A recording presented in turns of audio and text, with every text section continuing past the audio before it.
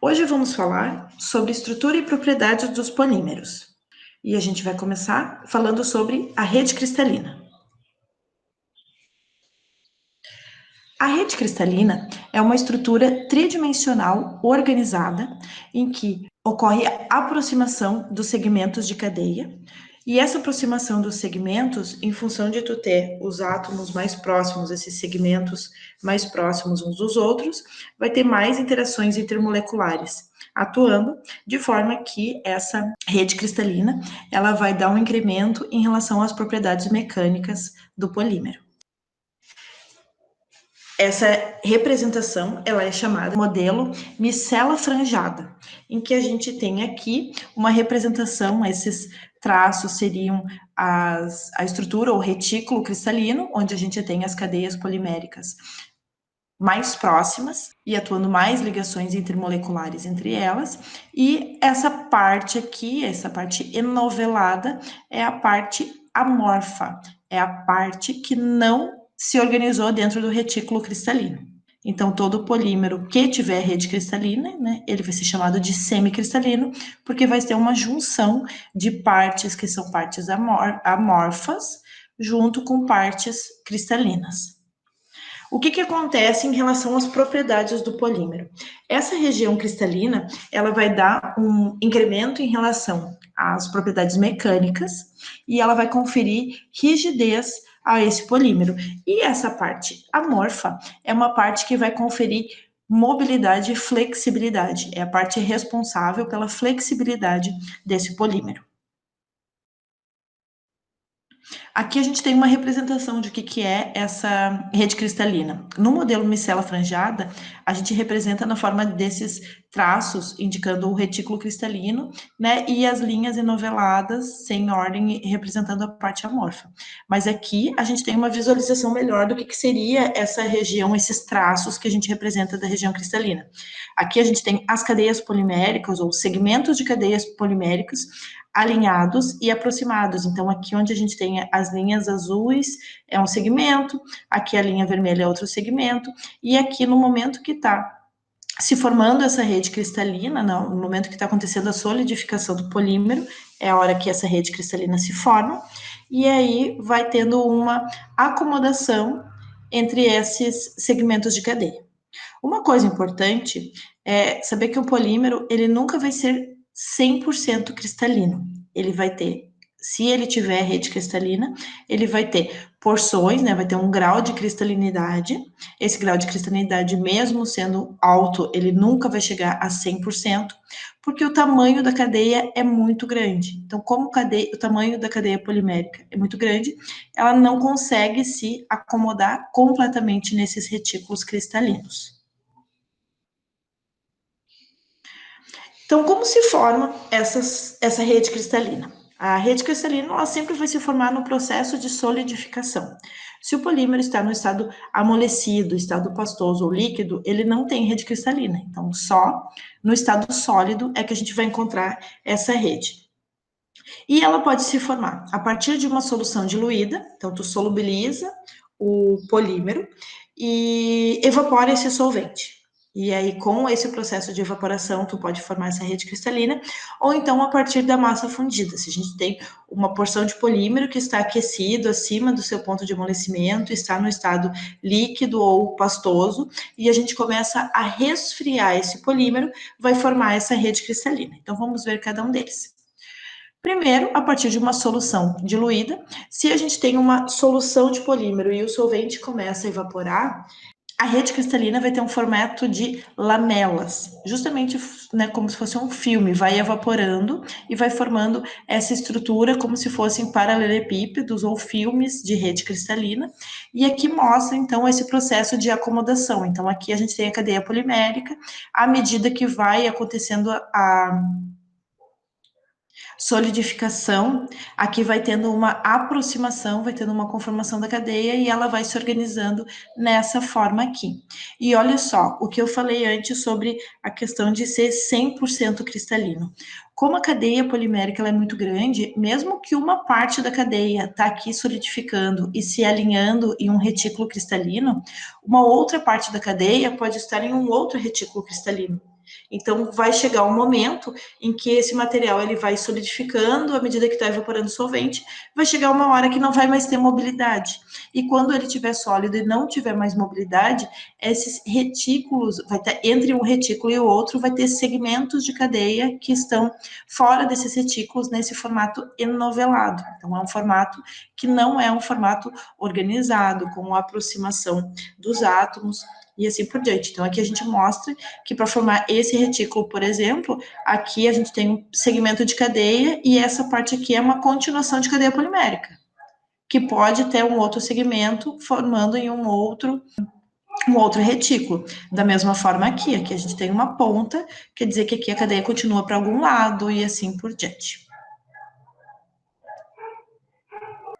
A outra forma de cristalização é a partir de uma massa fundida. Então, se a gente tem uma massa fundida do polímero e começa a resfriar, vai acontecendo o processo de solidificação e a gente vai ter a formação de núcleos de rede cristalina. Então, à medida que vai resfriando, a gente mostra que vai tendo uma acomodação das cadeias, daí forma, né, se é uma massa fundida, tu não tem aquela restrição que é a questão do filme, mas a gente vai formar núcleos esféricos, e eles começa pequenininho, né, num sítio de nucleação, e aí ele vai crescendo tridimensionalmente na forma de uma esfera.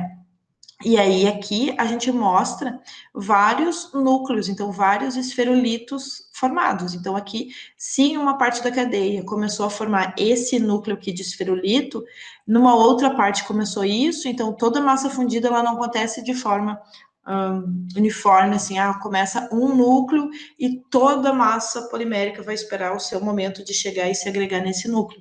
Em vários pontos vai acontecendo esses processos de nucleação e vai formando esses esferolitos. E aí vai chegar um momento, quando ele estiver sólido, que não vai mais ter mobilidade para continuar esse processo de cristalização, a gente vai ter entre os esferolitos a rede que vai ser a rede a parte amorfa da cadeia. Então, aqui, o que a gente vê? Essa região aqui que está mostrada numa cor um pouco mais forte, é a região em que a gente tem a formação da rede cristalina, e aqui no meio a gente tem um preenchimento com a parte amorfa, que não conseguiu se organizar dentro desse esferolito, mas ela está ali ocupando o seu espaço. Então, continuação de cadeia e assim por diante.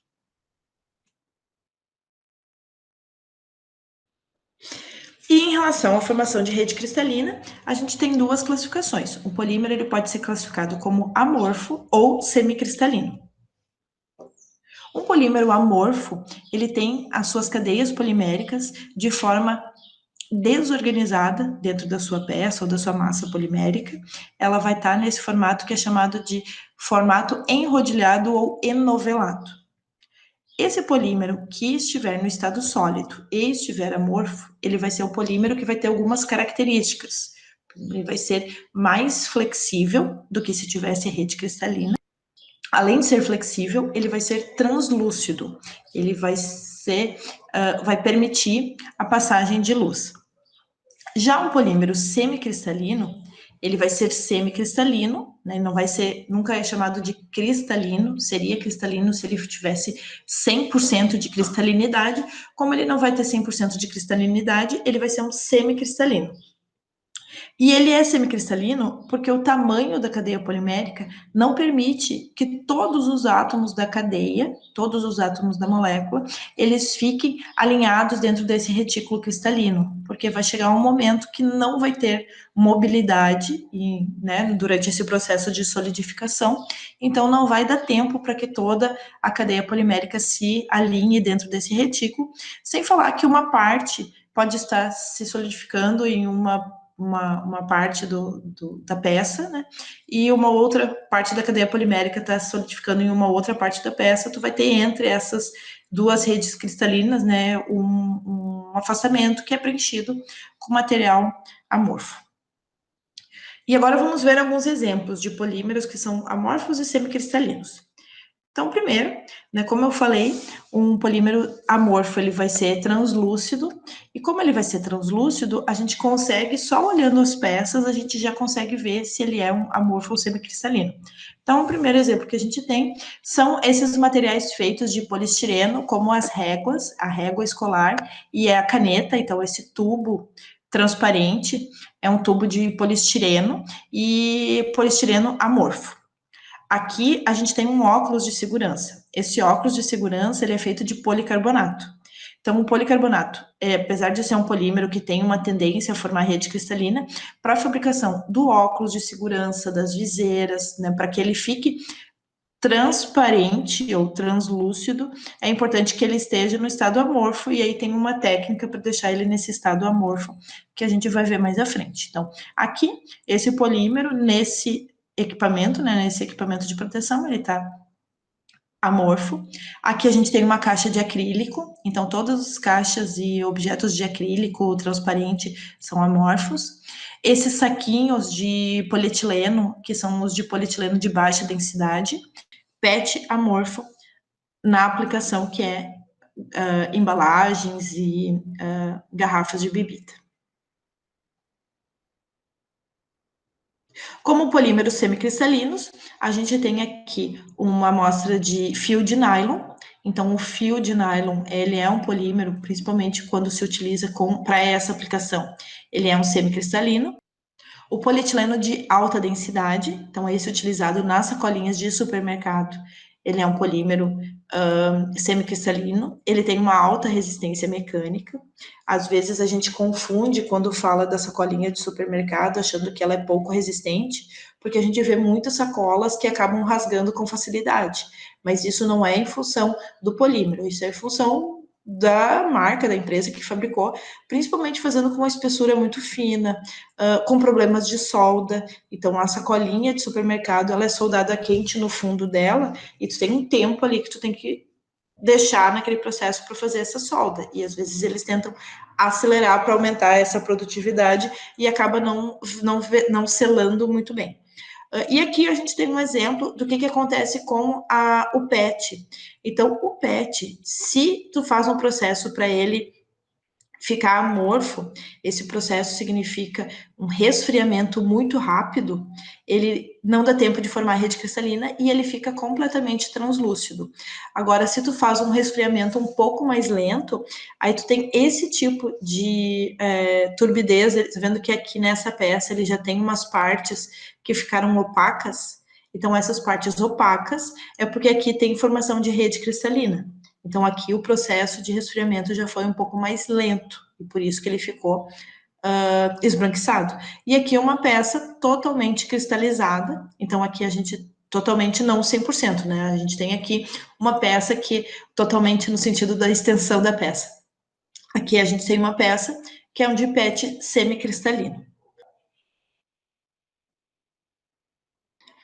Mas o que faz com que um polímero tenha tendência a formar uma rede cristalina e o outro polímero não tenha tendência a formar rede cristalina? Por que a gente tem os polímeros semicristalinos e os polímeros amorfos? Então, agora a gente vai ver quais são os fatores que afetam a cristalinidade. Então, os fatores principais que vão afetar a cristalinidade é a estrutura da cadeia e as ligações intermoleculares. Vamos ver cada uma delas. Em relação à estrutura da cadeia, sempre que a gente tiver uma facilidade de empacotamento e uma regularidade da cadeia, a gente vai facilitar a formação da rede cristalina. O que é essa facilidade de empacotamento? Por exemplo, se eu tenho um polímero linear e um polímero ramificado. O polímero linear tem mais facilidade para fazer esse empacotamento do que um polímero ramificado. Então, isso vai contribuir para que esse polímero linear forme rede cristalina, se a gente está falando do mesmo tipo de polímero, com os mesmos átomos, mesmo QR. Aquele que for linear, ele vai ter uma facilidade de formar rede cristalina muito maior do que aquele que é ramificado. E a outro item é em relação à regularidade. Aqui a gente tem três tipos de representação de três tipos de polipropileno: isotático, atático e sindiotático. O isotático, ele tem o seu ligante metila todos para o mesmo plano. Então, aqui, a gente tem para esse plano aqui, as metilas em todos os carbonos CH, né? Então, aqui CH e aqui a metila. O atático, ele tem essa metila distribuída de forma totalmente aleatória ao longo da cadeia. Tu não tem essa estereoespecificidade, né? Ele não tem uma regularidade em relação à posição da metila. E no PP sindiotático, a gente tem de forma alternada. Então, ora, a metila, num carbono, a metila está para esse lado do plano. No próximo carbono, então, aqui a gente tem um CH com CH3, aqui tem um CH2 do polipropileno, e aqui tem um outro CH com CH3. Só que aqui ele está para um lado do plano, aqui está para o outro lado do plano. E aí volta para o primeiro, para o segundo, então assim por diante. Então, ao longo de toda a cadeia, a gente vai ter essa alternância, ele vai estar alternadamente entre em relação ao plano da cadeia. O que acontece? Esse isotático, ele é altamente regular. E esse altamente regular, ele facilita o empacotamento da cadeia, então ele vai cristalizar com alta velocidade. Já o atático, ele não vai cristalizar, porque esse substituinte metila, como ele vai estar distribuído de forma totalmente aleatória, ele vai dificultar a aproximação da cadeia e vai dificultar a formação de uma estrutura organizada, porque ora tu vai ter encontro de metila com metila, depois de metila com CH2, então tu vai ter uns espaços aqui, mas isso não vai facilitar a formação de rede cristalina, então ele não cristaliza. E o PP sindiotático, em função de ter regularidade, ele vai formar uma rede cristalina, só que ele vai ter uma baixa velocidade de cristalização. Então, como é uma baixa velocidade de cristalização, então ele cristaliza, mas mais lentamente do que o isotático. Uma curiosidade em relação ao polipropileno, o polipropileno isotático, ele começou a ser fabricado quando se desenvolveu o método de polimerização utilizando catalisador Ziegler-Natta.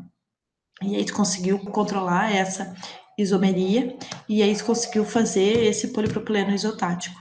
Depois que esse polipropileno isotático foi produzido, o leque de aplicações de polipropileno, ele aumentou demais. Então, hoje, esses potes de cozinha que vão para freezer e vão para micro-ondas, a maioria deles são feitos de polipropileno isotático, assim como o para-choque de carro, esses para-choques plásticos são feitos de polipropileno, assim como as cadeiras que são usadas, tanto aquelas cadeiras de lancherias como aquelas outras cadeiras que são as cadeiras de design, em função do alto desempenho mecânico que tem esse polipropileno isotático.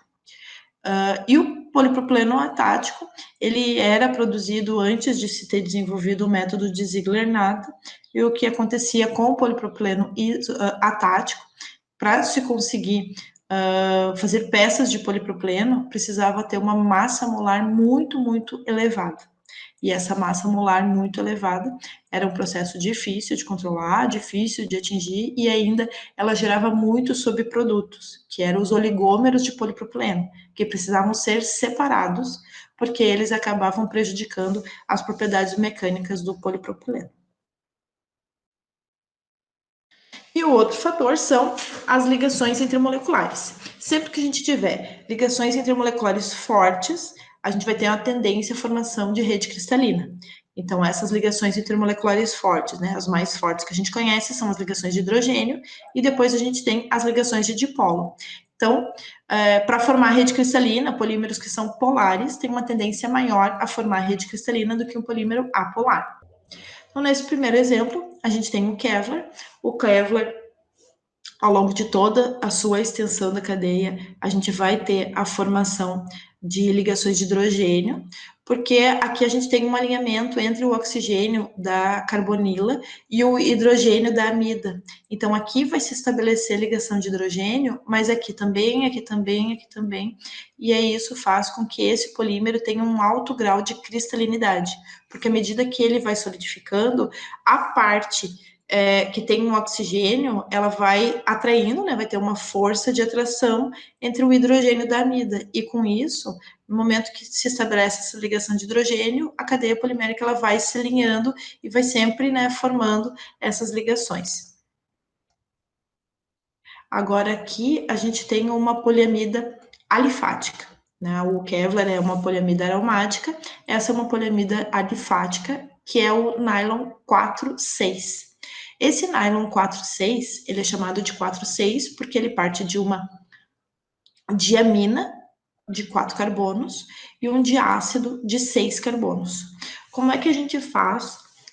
O que vai acontecer no caso desse nylon? Observem que aqui ele também tem um alinhamento entre o oxigênio, né, da carbonila e o hidrogênio, e isso ao longo de toda a cadeia. Então, esse caso de poliamida alifática é uma poliamida alifática que tem um alto grau de cristalinidade. Como seria para fazer uma poliamida alifática que tivesse um baixo grau de cristalinidade ou ainda até amorfa? Uma das estratégias é mexer no tamanho do diácido e da diamina utilizada para não ter esse alinhamento regular. Se o nosso diácido ou diamina tivesse tamanhos diferentes, né, misturando diferentes tipos de diamina e diácido, não permite essa formação regular das ligações de hidrogênio. Tu vai ter aqui um desencontro. Então, essa é uma estratégia que se utiliza para diminuir o grau de cristalinidade, misturar, né, outros monômeros e tentar quebrar essa regularidade que existe quando se utiliza esses dois.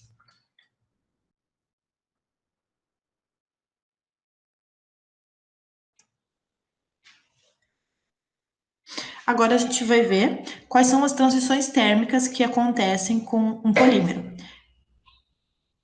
Nos dois casos, né? Quando a gente tem um semicristalino e quando a gente tem um polímero amorfo. Então, começando com o semicristalino. Lembrando que o semicristalino, ele vai ter regiões de alinhamento da cadeia, que são regiões cristalinas, e ele vai ter a parte amorfa. Então, ele tem os dois tipos, né, de organização espacial. O que acontece com o polímero semicristalino? Se a gente tiver numa temperatura muito baixa, esse baixo é abaixo da sua TG, ele está no estado vítreo. Nesse estado vítreo, a cadeia polimérica não tem mobilidade e o polímero ele fica rígido nessa temperatura muito baixa. Então, a gente vai ter, né, todo polímero tem, né, sua temperatura em que vai estar no estado vítreo, e aí, à medida que a gente vai aquecendo, à medida que vai aumentando a temperatura, ele chega numa temperatura que é chamada de TG. TG significa temperatura de transição vítrea. O que acontece na TG? Na TG, essa região, que é a região amorfa, ela adquire mobilidade. Então, aqui abaixo da TG, a cadeia não tem mobilidade. Acima da TG, o polímero vai ter mobilidade na sua parte amorfa. A parte da região cristalina, não acontece nada na TG, ela vai continuar como região cristalina. A única diferença é a região amorfa. Abaixo da TG, não tem mobilidade, acima da TG, ela tem mobilidade. E como ela vai ter mobilidade acima da TG, ela vai passar de rígido para flexível. Então, aqui, esse material, ele está no estado que é chamado de estado elastomérico, e ele, né, tem um comportamento mecânico de ter flexibilidade. Aumentando mais ainda a temperatura, vai chegar num ponto em que vai chegar a TM. O que é a TM? TM é a temperatura de fusão da rede cristalina. Então, nesse polímero semicristalino, quando chegar a TM, vai acontecer a fusão da rede cristalina. Vai acontecer o afastamento, a destruição dessa rede cristalina, vai afastar esses átomos que estão ali naquele segmento de polímero que está alinhado, e aí toda a massa polimérica vai ficar no formato enovelado. Ele não vai mais ter essa organização na forma de rede cristalina, não vai ter organização nenhuma. E aí o polímero passa para o estado viscoso. E nesse estado viscoso, o polímero vai estar líquido ou pastoso. Por que é importante a gente saber essas transições térmicas? Primeiro, focando, né, em relação ao estado vítreo e estado elastomérico.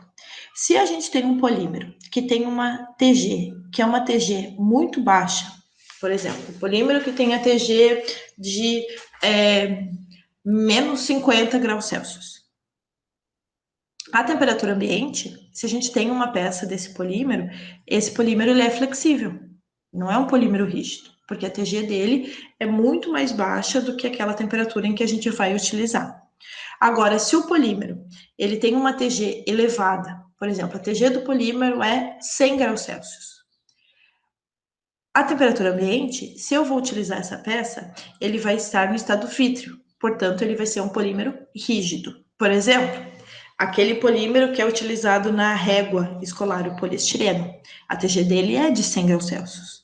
Quando a gente usa ele, a régua ou a caneta, né, ou caneta Bic, eles são polímeros que eles são quebradiços, e eles são quebradiços justamente por não ser flexível, por estar no estado rígido, né, que é o estado vítreo.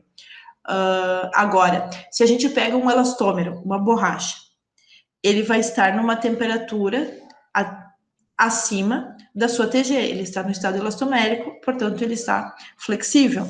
E qual é a importância da TM?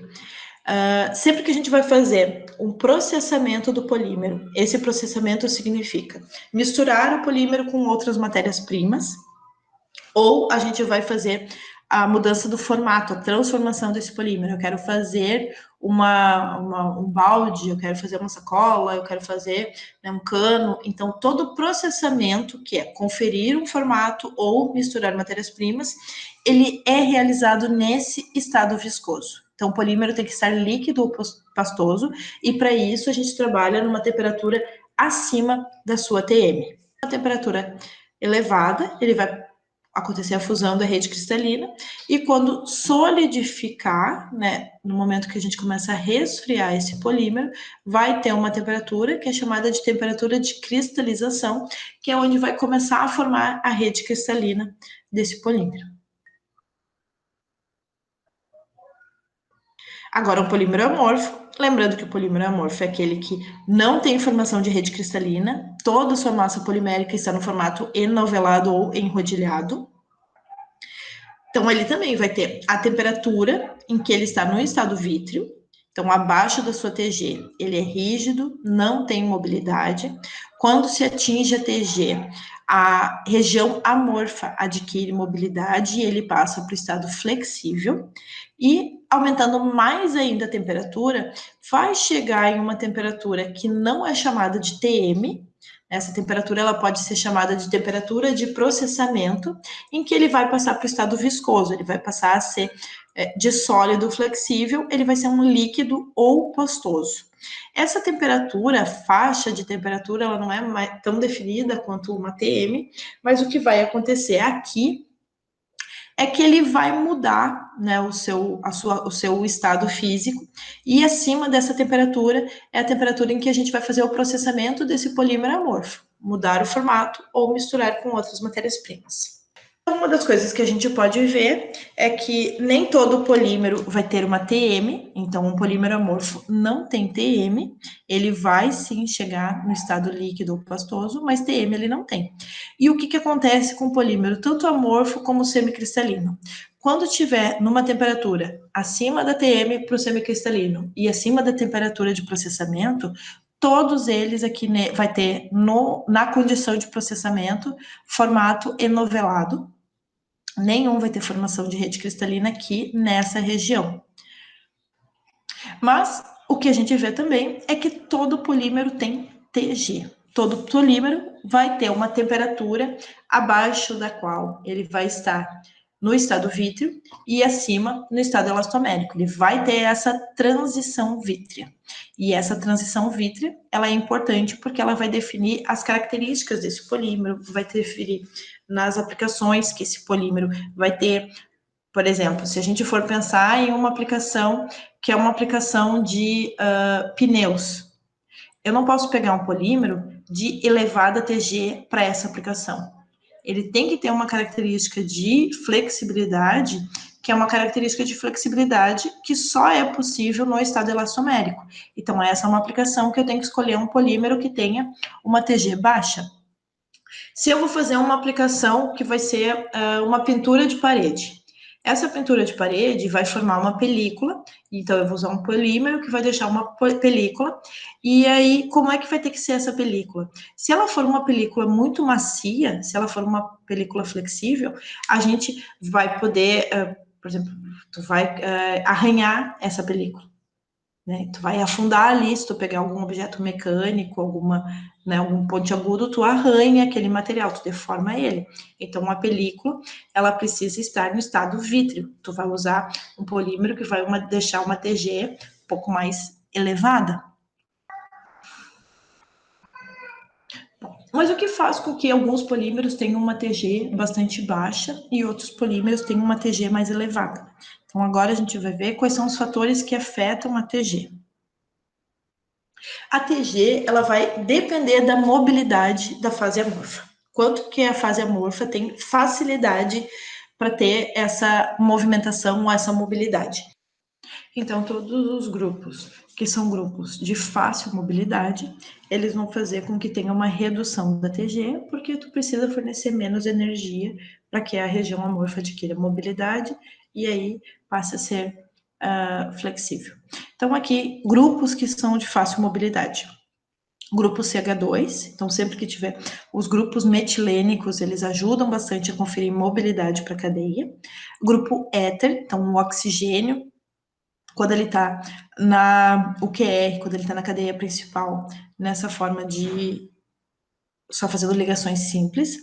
De forma geral, um carbono sp3, então pode ser aqui com hidrogênios, daí vai ser mais fácil ainda, que é o caso do metileno, mas também ele pode ter aqui outros ligantes, então esse carbono sp3 é um carbono que vai ter de forma alifática, nessa informação de ciclo, vai ter facilidade de mobilidade. O que dificulta a mobilidade? As ligações π dificultam bastante a mobilidade. Ciclos, então se tiver algum ciclo ligado, porque justamente para fazer uma movimentação de um ciclo ou uma ligação de um aromático, tu tem que fazer a movimentação de todo aquele grupo para que tenha, né, faça os movimentos de rotação, de vibração, translação e assim por diante. E grupos polares. Grupos polares dificultam a mobilidade porque eles formam as ligações intermoleculares, que também são ligações restritivas em relação à mobilidade. Então, agora a gente vai ver alguns exemplos, né, de grupos volumosos que interferem nessa mobilidade e provocam um aumento na TG. Como uma plastificação interna ou externa vai reduzir a TG, outros exemplos, né? E também, por último, a isomeria geométrica. Então, vamos ver agora cada grupo de exemplos. Aqui a gente tem um polidimetilsiloxano, que é mais conhecido pelo seu nome usual, que é o polímero silicone. Esse polímero, ele tem uma TG de menos 127 graus Celsius. Significa que ele só vai ser um polímero rígido em uma temperatura inferior a menos 127 graus Celsius. Acima disso, e aí se a gente for pensar acima disso, né, nos lugares que a gente tem como lugares habitáveis do nosso planeta, ele vai ser um polímero flexível. Já no exemplo 2, a gente tem um poliparafenileno sulfona. Esse polímero, ele tem duas coisas restritivas, olha só, ele tem um anel aromático, que é bastante restritivo de mobilidade, e aqui esse enxofre, ele está fazendo duas ligações duplas. Então, para fazer uma movimentação ou mobilidade, aqui, né, tem que movimentar todo esse grupo, e aqui tem que movimentar todo esse grupo também. E esse tipo de ligação π é o tipo de ligação π que é restritiva. Então, esse polímero tem uma TG muito elevada. Não se sabe qual é a TG dele, o que se sabe é que ela é alguma coisa acima de 500 graus Celsius. Por que não se sabe exatamente qual é o valor? Justamente porque todos os métodos, que são métodos de análise de TG, elas têm uma limitação em termos de temperatura. Acima da temperatura de 500 graus Celsius, começa a acontecer a decomposição desse polímero. Então, a gente não consegue nem determinar qual é a temperatura de amolecimento dele, justamente porque ela é acima de 500 graus e nessa temperatura já acontece a decomposição. Então, esse vai ser um polímero que ele, como não se atinge a TG dele, ele vai ser sempre um polímero rígido. Agora, a gente tem aqui um outro polímero que ele é até similar, ele é um derivado desse primeiro, que ele tem esse grupo aqui, ele é similar, só que aqui a gente tem nessa cadeia alguns oxigênios, que são oxigênios com ligação do tipo éter, e mais um carbono sp3 aqui. E isso já facilita a mobilidade desse polímero. Esse aqui, que tem uma temperatura de transição vítrea acima de 500, quando a gente tem esses articuladores, esses fatores que facilitam a mobilidade, a gente chega nesse polímero que tem uma TG de 190 graus Celsius. Só em função de ter esses oxigênios do tipo éter e mais esse carbono sp3. Aqui a gente tem dois polímeros, comparando o do exemplo 4 e o exemplo 5, a única diferença é esse grupo, esse ciclo que está ligado aqui, né, nesse carbono desse anel aromático. Esse polímero aqui é uma poliéter-éter-cetona.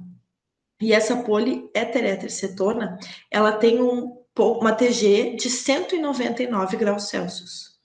Agora, esse polímero, só em função desse grupo que está ligado aqui, que dificulta a mobilidade dessa parte da cadeia, ele tem uma TG de 255.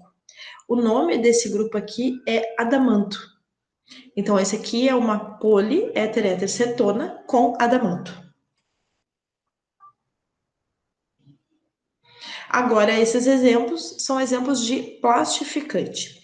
Então, o que é um plastificante? O plastificante é um material que é utilizado para reduzir a viscosidade da massa, e ele também é utilizado no estado líquido, ele vai reduzir essa viscosidade da massa fundida. No estado sólido, ele é utilizado para conferir flexibilidade. E como é que ele confere essa flexibilidade? Ele confere através da redução da TG. Então, a gente vai ver os dois casos, um caso de plastificante interno e plastificante externo. Então, aqui a gente tem uma sequência de metacrilatos, e esses metacrilatos, a gente tem aqui grupos que são cada vez maiores. Então, aqui a gente tem metacrilato de metila, de etila, de propila e de butila. À medida que está aumentando o tamanho desse substituinte aqui, a gente está percebendo uma redução na TG. O que significa essa redução da TG? Significa que esse polímero vai ter mais mobilidade, mais facilidade de mobilidade, portanto, precisa uma temperatura menor para fazer a transição de vítreo para elastomérico. E aqui a gente já vai ter aumento nesse valor da TG quando esse substituinte ele é menor. Por que acontece esse efeito? Como esse ligante ele é maior, ele vai provocar um afastamento maior entre essa cadeia polimérica aqui e uma próxima cadeia polimérica. Então, ele vai acabar, né, esse afastamento, ele vai acabar surgindo mais espaços vazios, e aí, com esses espaços vazios, tem mais espaço para que aconteça essa mobilidade de cadeia. Então, aqui é um exemplo que é chamado de plastificação interna. Eu estou aumentando o afastamento entre as cadeias, para com isso aumentar o volume de vazios, tu não vai ter um empacotamento perfeito entre as cadeias poliméricas, vai ter mais espaços vazios, e com mais espaços vazios fica muito mais fácil para que tenha movimentos, né, dentro dessa massa polimérica, do que se ele estivesse mais compactado.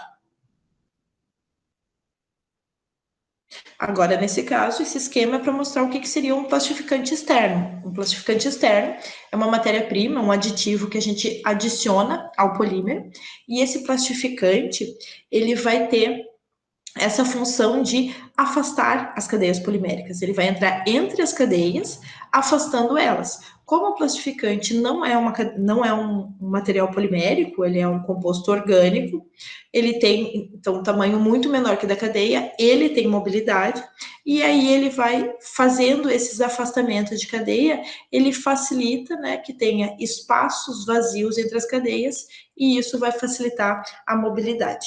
Então, é uma das formas também de redução da TG.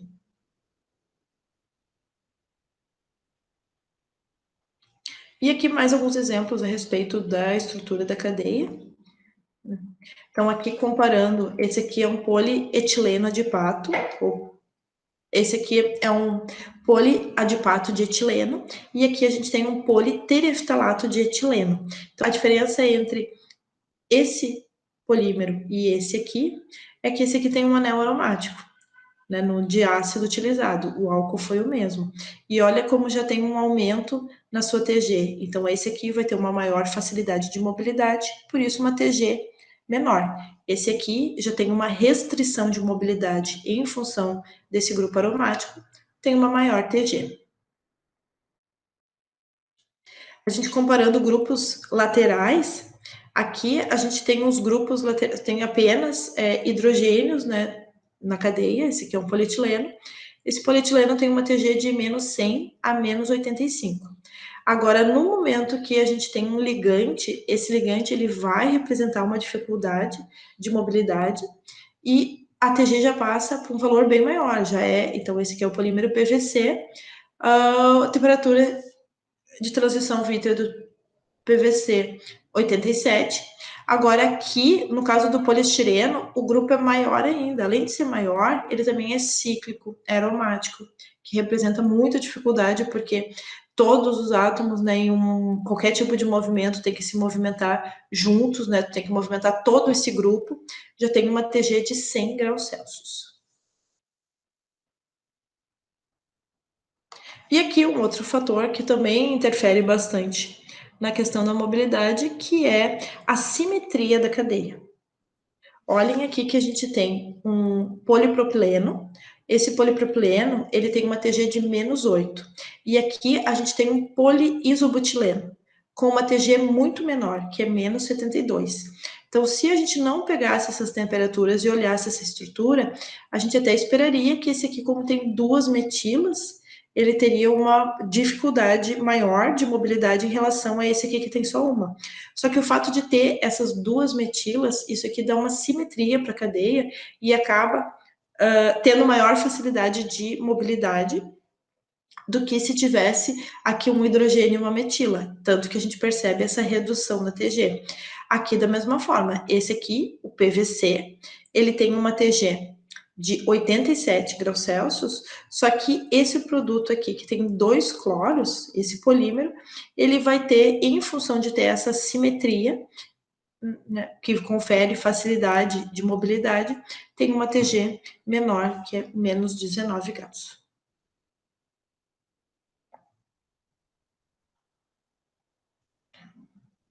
E por fim, a gente tem uma diferença de TG para esses polímeros de hienos, que são os isômeros geométricos, cis e trans.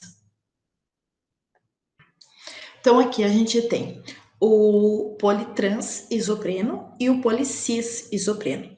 Esse politrans isopreno, olha só, por que ele é um politrans isopreno? Aqui a gente tem a ligação dupla, aqui a gente tem o carbono CH ligado no resto dessa cadeia, e aqui a gente tem o carbono com CH3 e o resto da cadeia. A gente olha o polímero se ele é cis ou trans, considerando a extensão da cadeia polimérica. Então, aqui nesse carbono, a extensão da cadeia polimérica está para o lado do plano, que é o lado para baixo, né? E enquanto que aqui a gente tem a extensão da cadeia polimérica para o outro lado do plano. Então, se a gente estabelece que aqui é esse plano aqui da ligação π, a gente tem em planos opostos, por isso que ele é o trans. Agora, aqui, o que a gente tem? No plano da ligação dupla, se a gente for pensar em considerar esse plano aqui, a gente tem a extensão da cadeia polimérica para um lado e aqui, para o mesmo lado. Então, estão para o mesmo plano, por isso que ele é o cis. Esse cis isopreno, ele vai ter uma TG de menos 73 graus Celsius, enquanto que o politrans isopreno tem uma TG maior, é menos 58 graus Celsius. Por que há essa diferença de TG em relação ao cis e trans? Se a gente for olhar aqui, olha só, nessa mobilidade aqui tem uma representação do cis e aqui uma representação do trans. Se for fazer alguma movimentação, alguma mobilidade de cadeia nesse cis, esses átomos aqui, eles têm que se movimentar juntos. E aí aqui a gente tem uma facilidade, né, em função desse ângulo aqui, de ter alguma movimentação dessa cadeia. Em compensação aqui, olhem a extensão, é muito mais difícil que tu tenha essa mobilidade desses grupos aqui que ele tem eles acabam tendo um volume, ocupam um volume maior, né, para que aconteça essas movimentações. Então, para que aconteça uma mobilidade aqui, essa ponta e essa ponta tem que fazer uma movimentação junto para que todo esse grupo acabe girando ao redor dessa cadeia.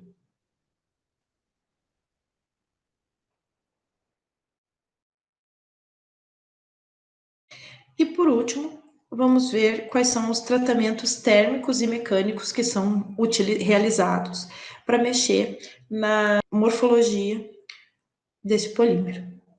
Então, esses dois tratamentos são tratamentos térmicos, um é chamado de quenching e o outro é chamado de annealing. Como é que funciona esse quenching? Esse processo é um processo que se utiliza para não formar rede cristalina, então para deixar o polímero sólido na forma amorfa. Com isso ele vai ser transparente e ele vai ter maior flexibilidade. Esse processo consiste em um resfriamento rápido. Então, tu tem a massa fundida de polímero, sempre que tu vai resfriar, vai ter aquela temperatura que é chamada de temperatura de cristalização, e aí ali ele vai começar a formar rede cristalina. Só que se tu faz um resfriamento brusco, tu não vai permitir, não vai dar tempo para formar essa rede cristalina. Então, é assim que funciona o quenching. Já o processo de annealing, como é que funciona? Tu faz um resfriamento muito lento.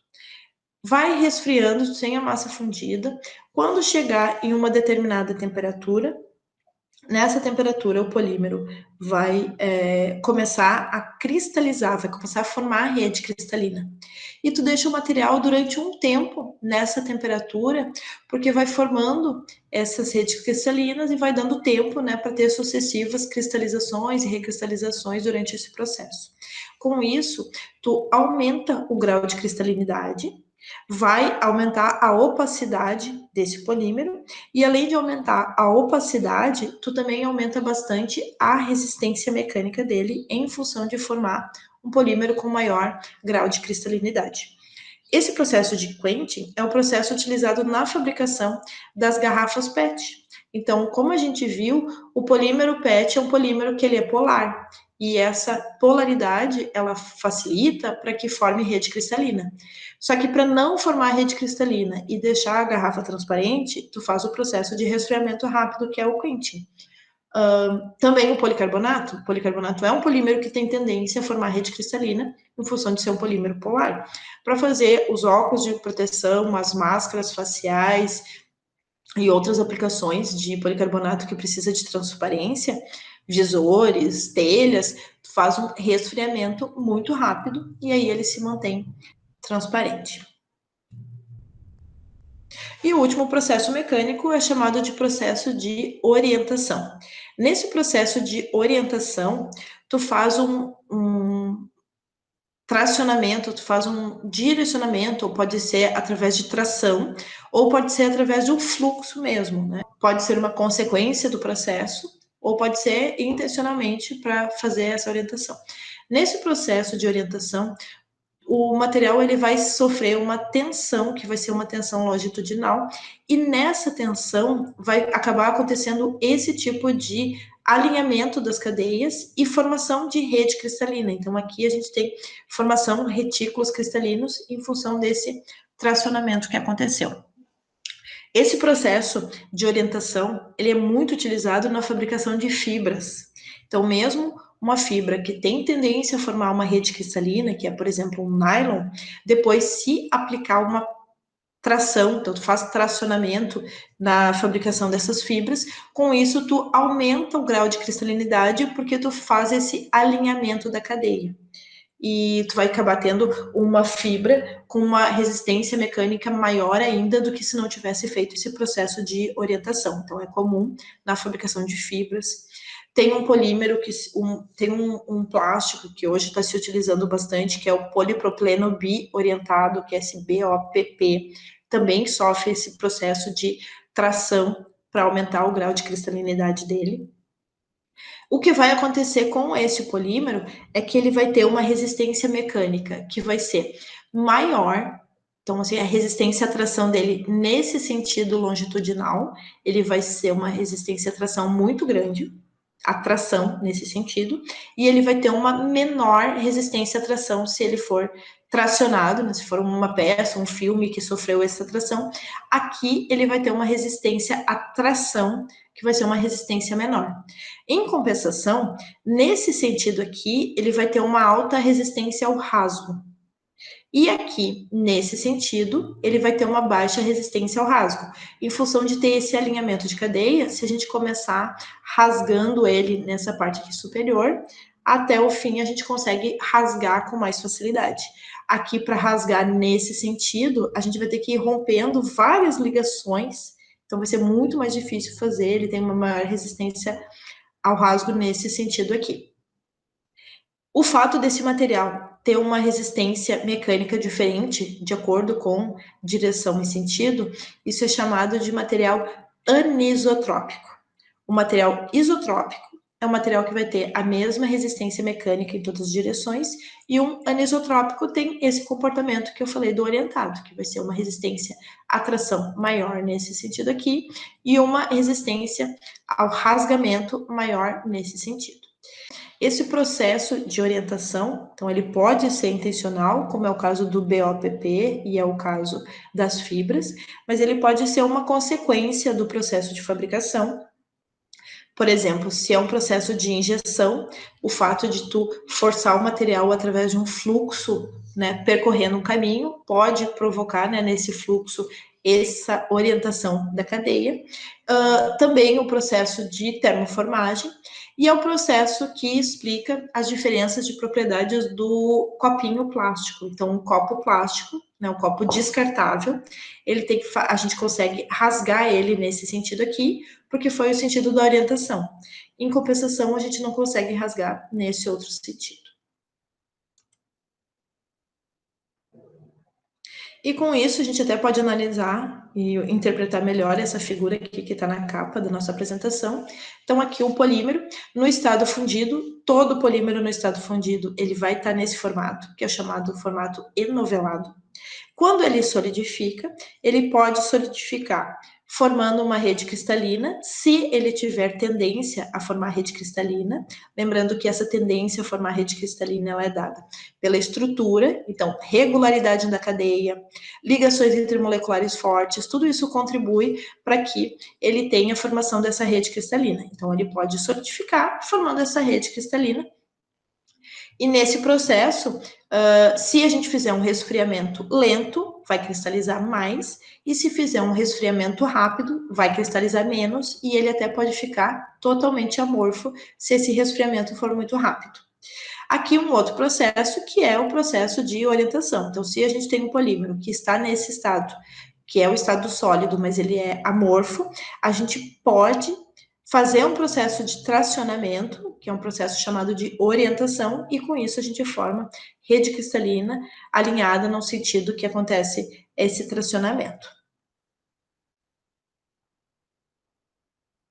E para hoje é isso. Espero que tenham gostado dessa aula.